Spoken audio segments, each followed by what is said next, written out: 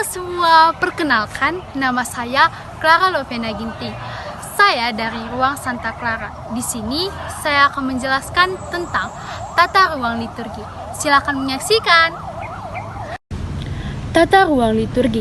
Aspek fisik gereja sebagai persekutuan umat beriman terletak pada kenyataan bahwa gereja sebagai persekutuan umat beriman mewujudkan dirinya melalui bangunan fisik, yaitu gereja yang di dalamnya terdapat ruang tata liturgi.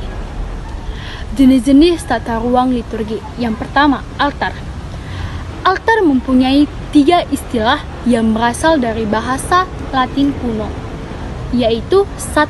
Ara, yang kedua altare, dan yang ketiga mensa. Dan juga mempunyai 3 istilah yang berasal dari bahasa Yunani. Yang pertama, bumos, yang kedua tusiasterion, dan yang ketiga trapeja. Istilah ara dan bumos pada Perjanjian Baru menunjuk pada altar yang digunakan untuk memberikan persembahan kepada allah-allah lain. Sementara istilah tusiasterion menunjuk pada altar yang digunakan bangsa Israel dalam Perjanjian Lama. Istilah trapeja merupakan sejenis meja yang digunakan oleh Yesus dalam perjamuan malam terakhir.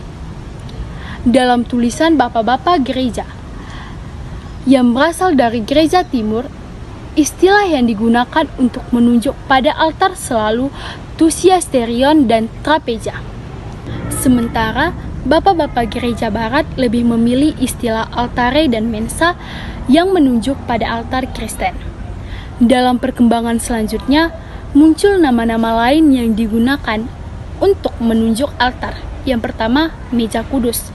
Yang kedua, meja Tuhan. Dan yang ketiga, meja mistik. Altar dipandang sebagai simbol dari Kristus dan menghadirkan Kristus yang mempersembahkan diri kepada umat Allah yang berhimpun di sekeliling altar.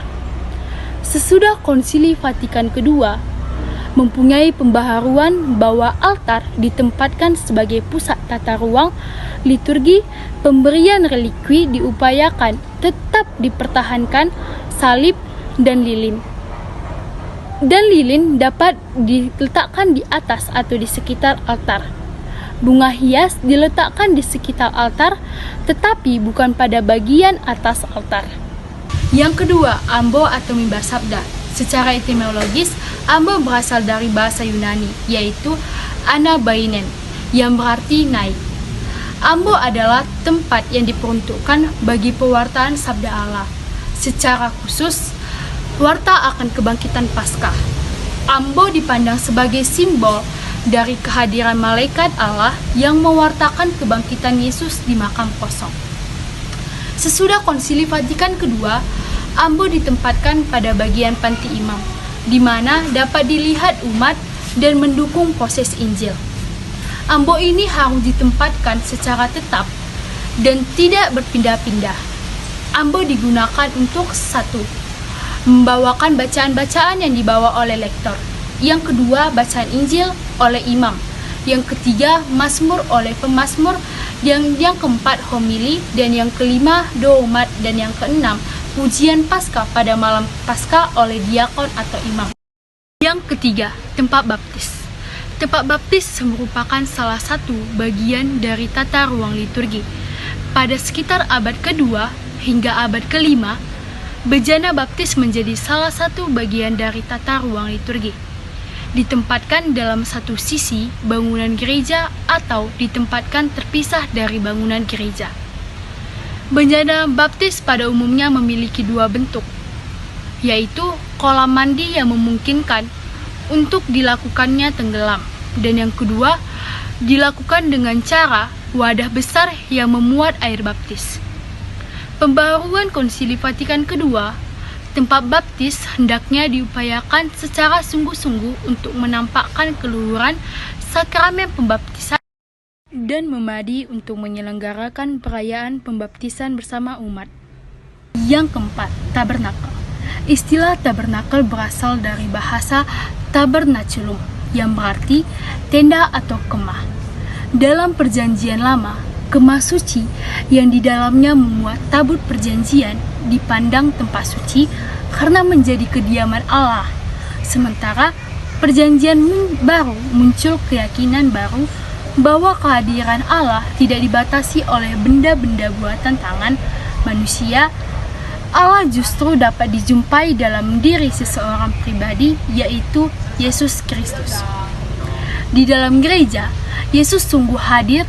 Kehadiran yang paling nyata dijumpai dalam sakramen Maha Kudus yang disimpan di tabernakel.